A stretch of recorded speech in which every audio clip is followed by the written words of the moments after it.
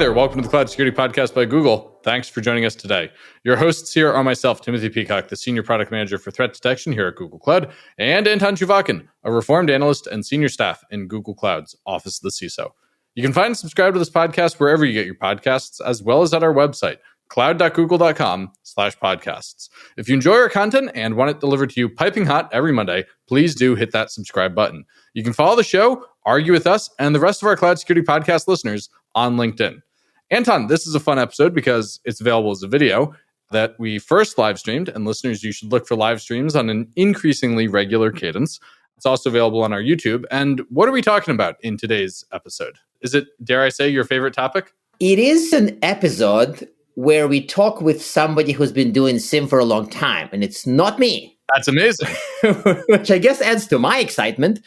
And it's also an episode which sort of bridges some of the lessons learned good number of years ago and the lessons that apply today. So it's kind of, to me, the main theme is some things you learned in the past are very applicable. Some things you learned in the past, you really want to chuck out of the window. Oh, that's always interesting when you can look back and say, wow, some of this is still good and some of this is not. I think that's growth. This is an episode about growth. It is an episode about growth, yes, but it's also about SIEM, by the way, reminder.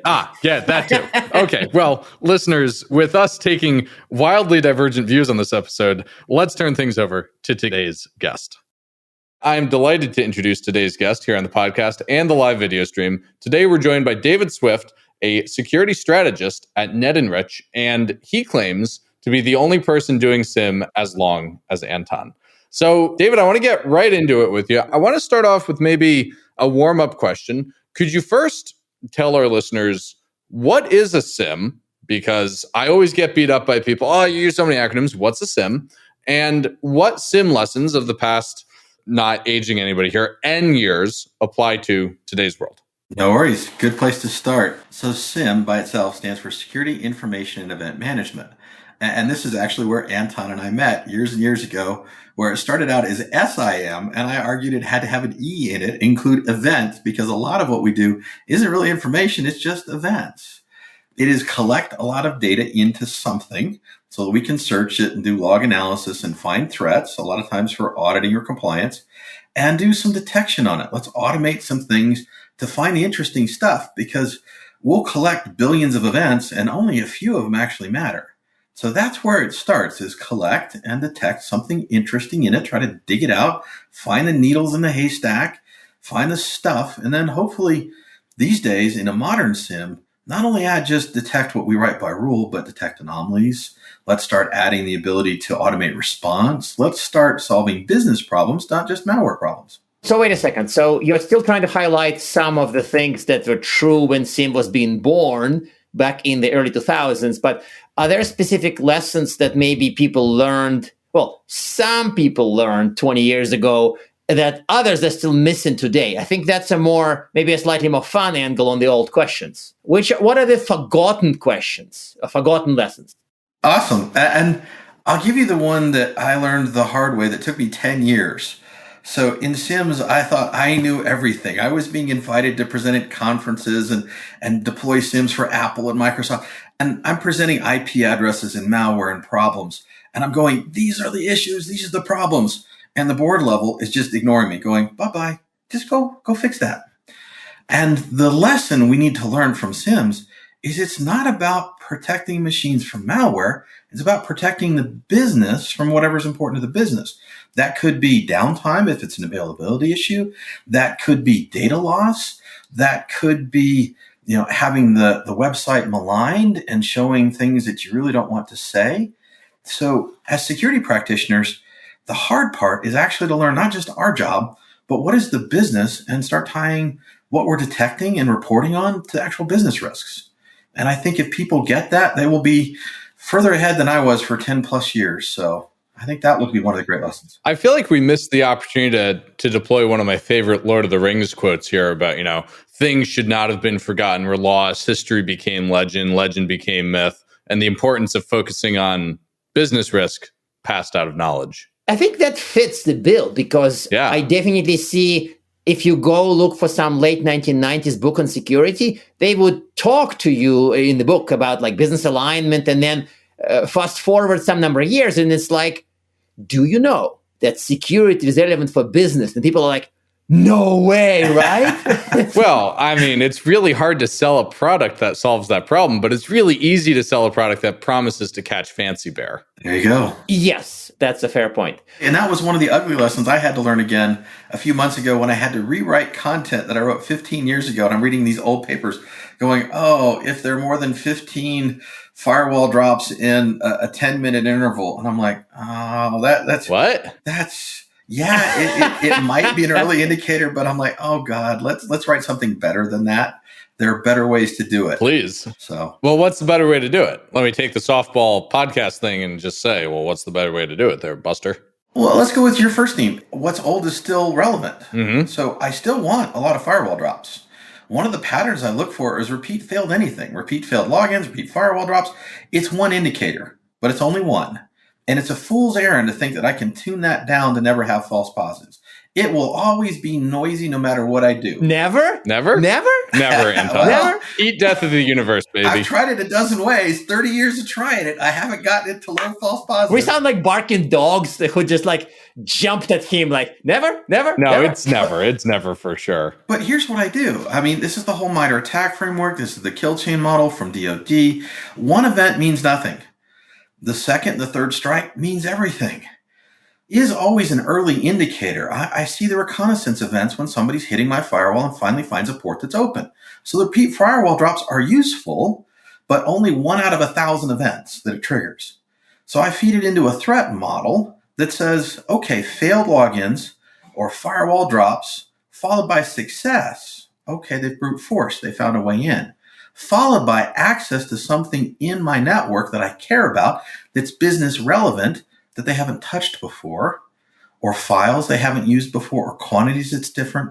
So now I'm moving away from just looking for known malware, and I'm now starting to look for threat chains. 3 strikes, I can tell you, from measured results, puts me down about a 3% false positive rate. 1 strike, 97% false positive. 3%. Now I can do something about it. It's a lot better. But that's the classic, is that the whole sequence of login failures followed by success. I don't remember it exactly, but that may have been the first rule I wrote for back in my first SIEM vendor days. Probably. Anton, when you first wrote a rule, did you write it in assembly? No, because I had a UI at the time. That's another forgotten lesson. There's a beautiful visual rule design UI, which existed in 2003, and then it stopped existing for some products for 10 years, and then suddenly now, hey, UIs are cool for building rules, and I'm like, yeah, I had one in 2003. Thank you very much. It had like little boxes you can connect. No, listeners, the way Anton talks about this stuff, sometimes you'd think that he was writing his first rules on punch cards. So I'm glad you had a UI. It's the opposite. It's the opposite. That's the thing. And okay, so before I go in a nonstop rant, I wanted to actually bring a useful angle to the question you asked. Namely, certain lessons that you learned many years ago, and certain lessons maybe I learned many, many years ago, actually do not apply anymore. So are there any lessons, any old SIEM lessons that just do not apply today? And if you follow them, you would harm yourself? That's a great question. I would say depending on a SIEM to detect a specific known threat, you're going to waste a ton of time and create false positives. You're going to say, it looks like X. Well, if we could detect X and block it, we'd put it in an IDS signature. It's not a SIEM rule. Why do it as a SIEM rule? I think that one is a harmful prophylactic. People think they're detecting stuff. And these rules detect ancient things that should never happen. And they think they're all secure. And it's like, no. And it's not so bad in and of itself because those rules will probably never go off. And if they do, yes, it was confirmed malware. But you're not really looking at what's interesting and new. So this is profound, and it's worth, pulling on the thread a little bit. I've met enough people, probably including Tim, right, that like precise rules. And by the way, I'm subtly changing precise rules for a specific threat. So this is maybe, I guess, a bit of a mind. Those are different. Yeah, they can be different, yes, but they also can be the same in many minds. So are you telling us if I use SIEM as to use another 1990s term, host IDS, then I'm doing it wrong? I certainly would. Tim is snorting like a network IDS and a pig.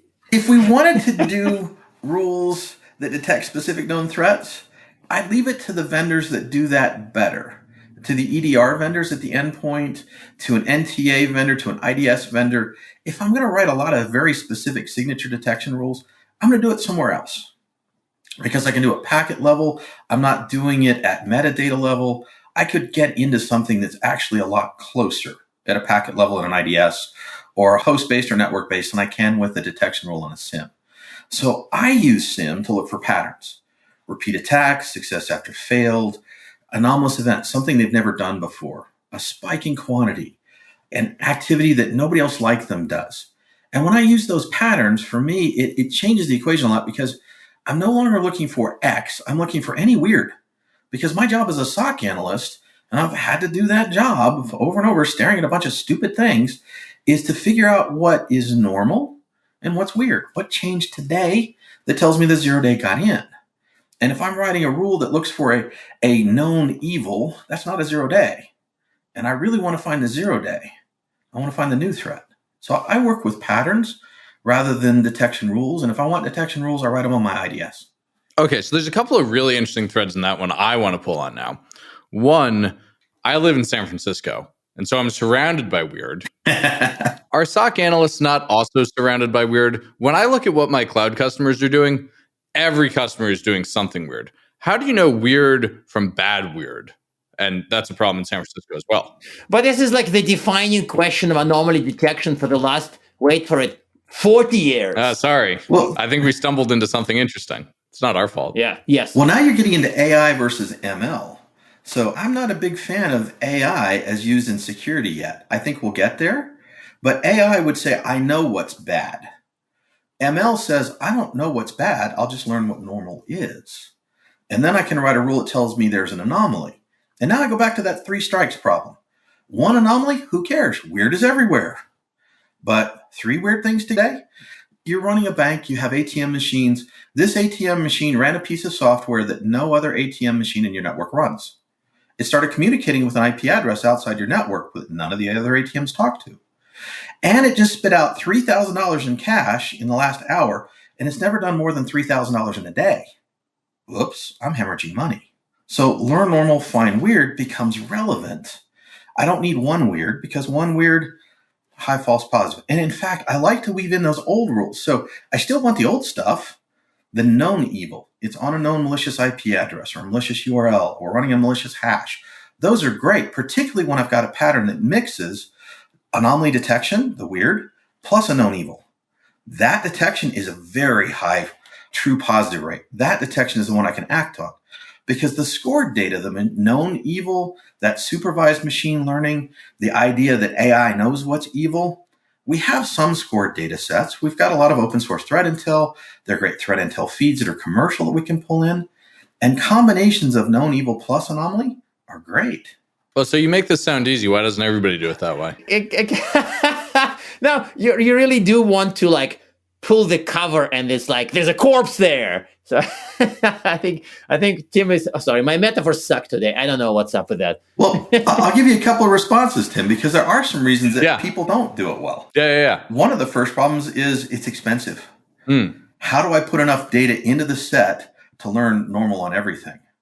And depending on the vendor you use, that cost can be prohibitive because I want to know vulnerability scan data. What does the asset do? I want to know IDS events. I want EDR events. I want application events.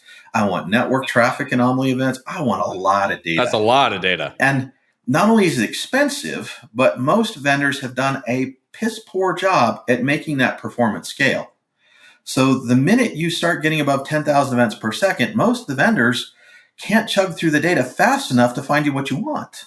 So now I have to move out to a cloud environment and I really need scale. And I'm trying to stay away from recommending any specific vendor or bashing any specific vendor, but scale is a huge issue. So it is cost and scale that have kept everybody from doing it, even if they knew the right thing to do.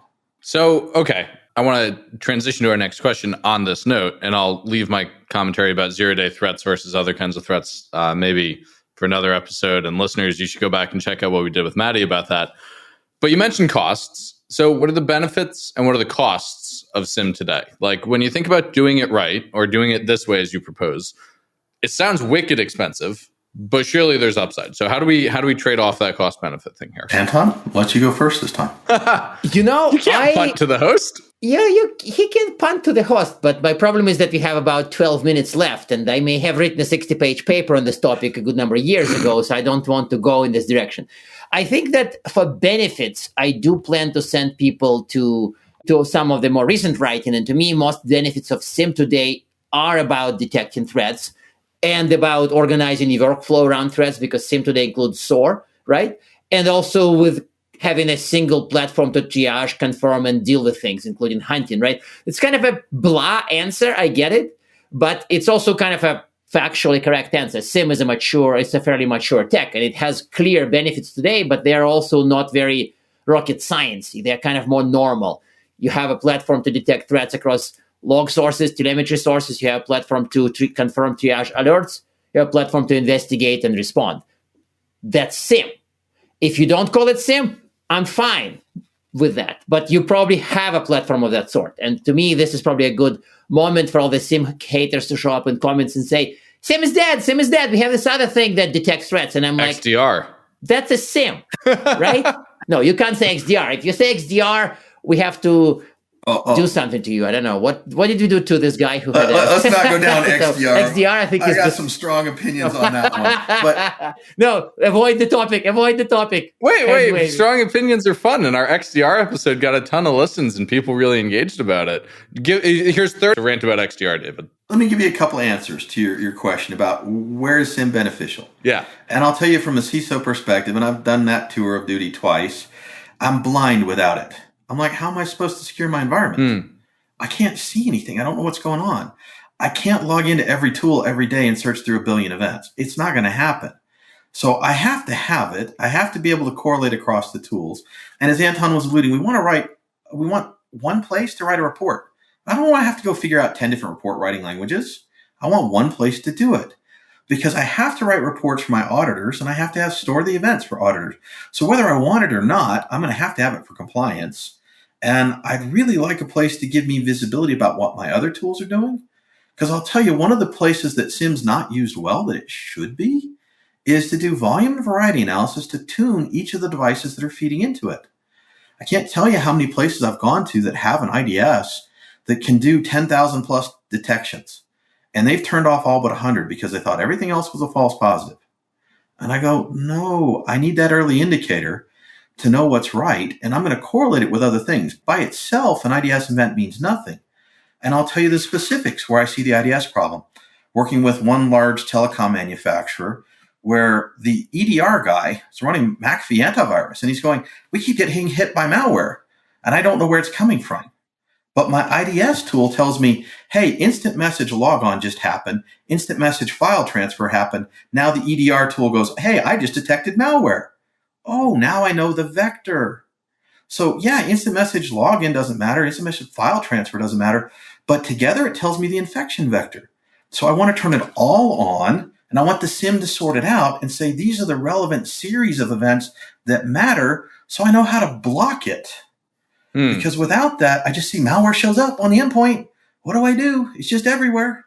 I think that's a fair point. And it's also a fair point for the cross-device, cross-vendor look at things, which is very much the subject of a lot of heated SIEM discussions 20 years ago, like cross-device correlation rules and all that. And it is still a value today. If you're looking at just EDR or just NDR, then you would still miss things. And if you're looking from across, then you're less likely to miss them.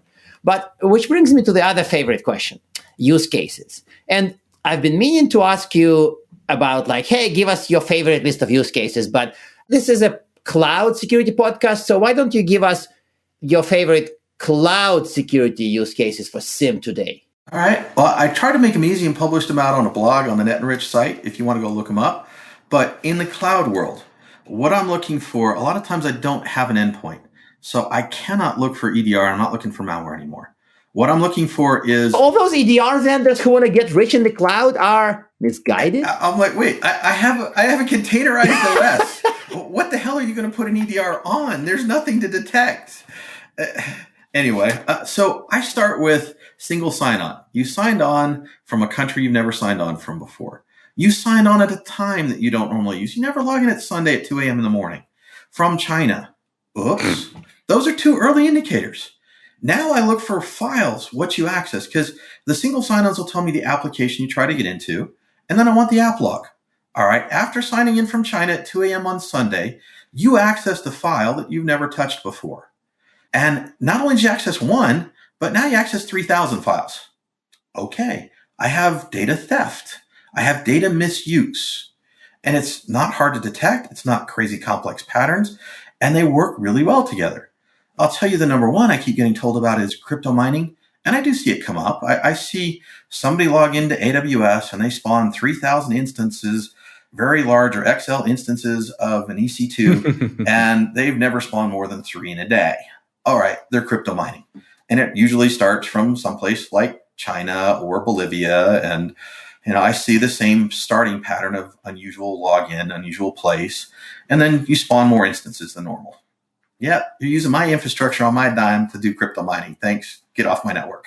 So 2 easy ones. Okay. I think the team has something to say about the crypto miners, obviously, but okay, I'll shut up. Yeah, you go say something about No. I think we're running up on the clock. And I want to ask the other side of this question, which is, sure, there's lots of good stuff we can detect in cloud, but what makes SIEM hard in the cloud world? What's different now than 2013 or 2003 or when dinosaurs roamed the earth and Anton was first doing SIEM? I think you just called us old.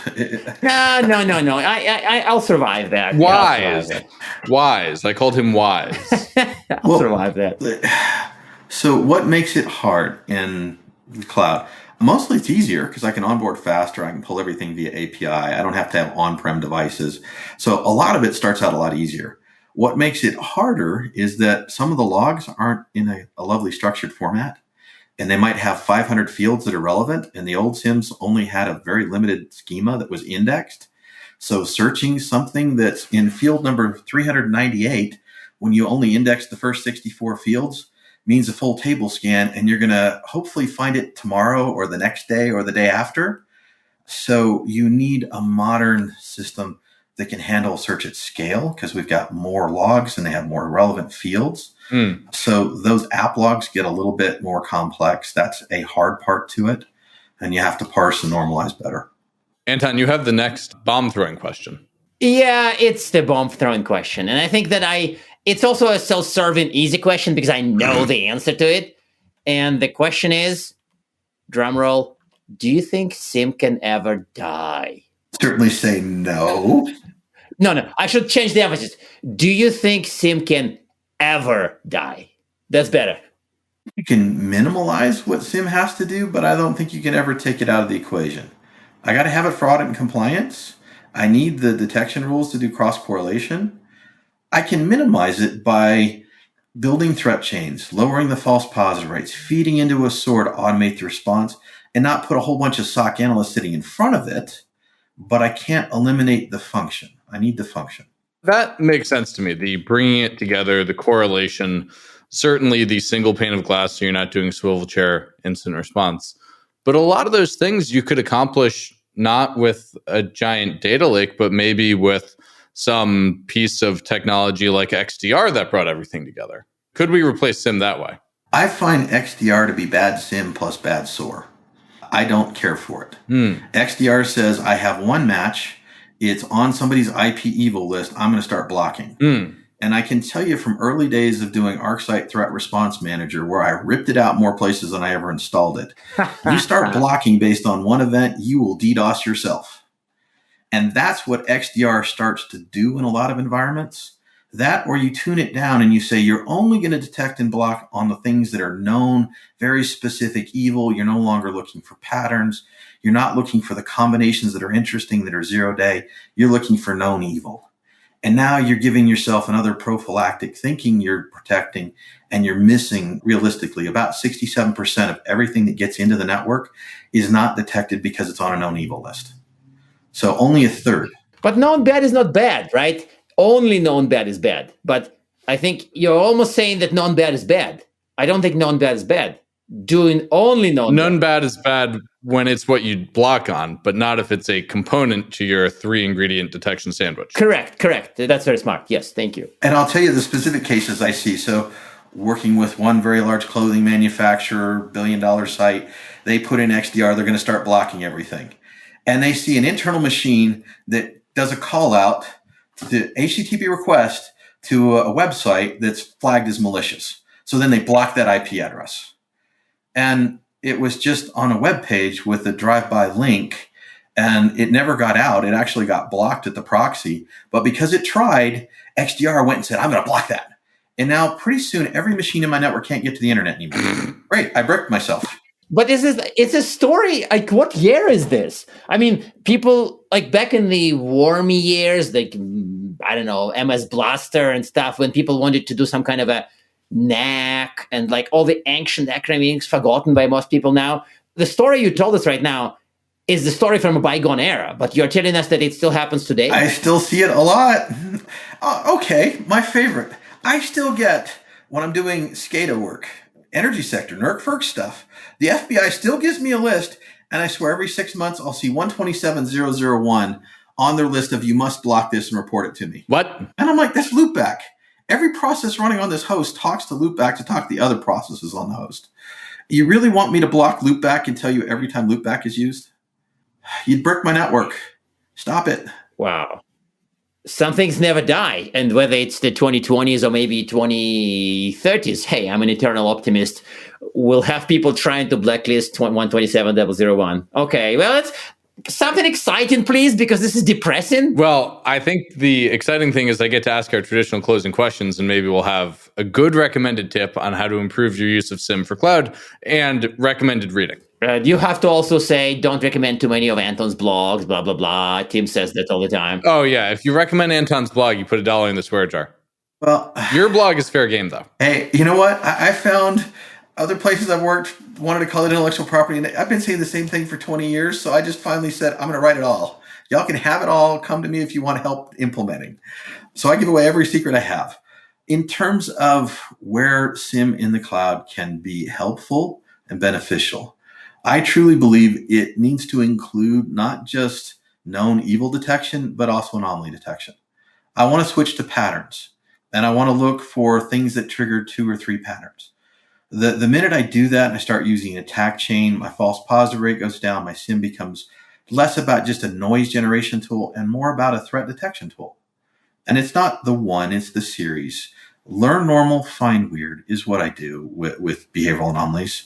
Learn normal for each device and each user and start looking for the weird. When you see 2 or 3 weird things, it's time to look at the device, and it's probably going to be pretty darn useful. I think that works out quite well. Now, in terms of reading, MITRE has a really good paper recently on the 15 detection techniques that have worked well over the last 3 years that detected 90%, which is 15 techniques. It doesn't take 1,000 rules. 15 techniques. I missed that paper, so thank you. I appreciate it. Yeah, it's a really good one. So that's one that I would recommend. I've got others that I like. I mean, to me, I find the SANS reading room is full of some great research by people that have done a lot of good stuff. So I like the SANS reading room and some of the SANS gold papers. Anybody's welcome to reach out to me, and I'll give you more links to other stuff. Let me see if I can find the MITRE technique, and I'll post it in the chat, and you can share it with the audience, because that's one that I think is one of the best ones out there. Well, thank you, David. This was very fun. Yeah, David, thank you for joining us and putting up with my XDR needling. I enjoyed it. It was fun, guys. Thanks a lot. And now we are at time. Thank you very much for listening and, of course, for subscribing. You can find this podcast at Google Podcasts, Apple Podcasts, Spotify, or wherever else you get your podcasts. Also, you can find us at our website, cloud.withgoogle.com/cloudsecurity/podcast. Please subscribe so that you don't miss episodes. You can follow us on Twitter, twitter.com/cloudsecpodcast. Your hosts are also on Twitter at Anton_Chuvakin and _Tim Pico. Tweet at us, email us, argue with us, and if you like or hate what we hear, we can invite you to the next episode. See you on the next Cloud Security Podcast episode.